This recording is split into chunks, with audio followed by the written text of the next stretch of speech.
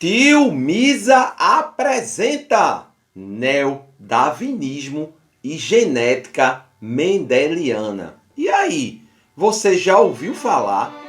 Sabe o que é? Então se liga, Tio Misa explica. O neodarwinismo, também chamado de teoria sintética da evolução ou ainda teoria moderna evolutiva, reúne estudos e conceitos de vários campos da biologia para determinar e explicar os processos evolutivos.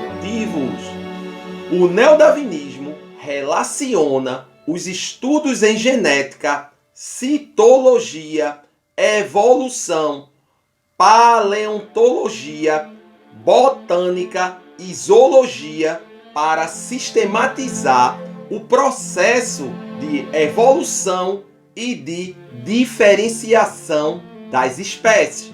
Portanto, o neodarwinismo mostra que vários fatores podem desencadear variabilidade genética entre indivíduos da mesma espécie.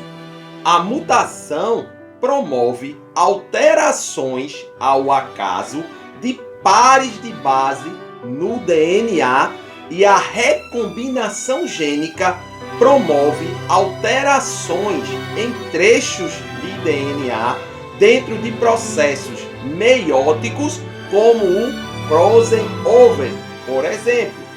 Essas alterações no DNA fazem com que existam indivíduos geneticamente diferentes dentro de uma mesma espécie e esses indivíduos podem passar suas características para sua prole, obedecendo às leis mendelianas de dominância. O ambiente, por outro lado, promove condições que selecionam os indivíduos mais aptos que outros a sobreviverem. Dessa forma, o neodarwinismo correlaciona as alterações cromossômicas e os conceitos hereditários de Mendel com a seleção natural de Darwin e os conhecimentos genéticos e de cromossomos surgidos a partir do século XX. Os estudos em Gregor Mendel, em 1866, só foram redescobertos e reanalisados a partir de 1900.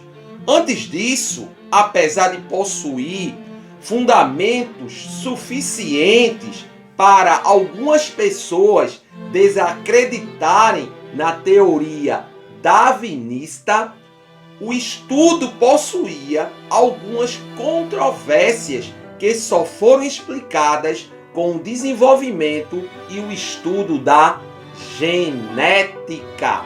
Mendel estudou os caracteres existentes em plantas antes e após a fecundação entre elas. O estudo visava entender como plantas híbridas expressavam as características vindas das espécies antecessoras.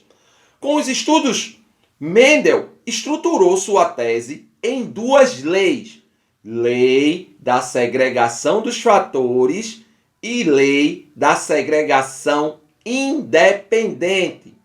A lei da segregação dos fatores, todas as características de um organismo são determinadas por dois fatores que são separados na formação dos gametas.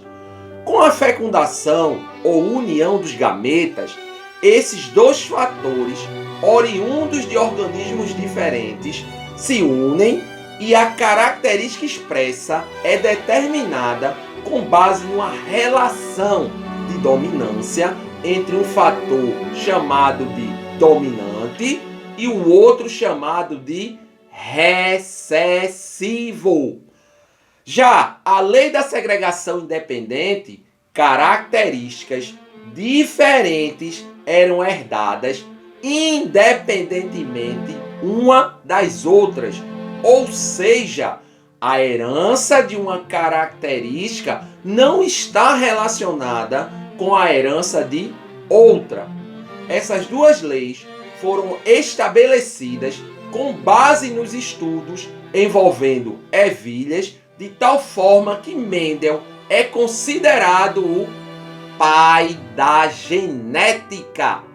Ainda que não conhecesse o conceito de material genético e DNA, Mendel sabia que havia algum fator, gene, que era responsável pelas características dos indivíduos e que esse fator era passado para gerações futuras através da formação dos gametas e posterior fecundação. E assim chegamos ao fim do episódio Neodarwinismo e Genética Mendeliana.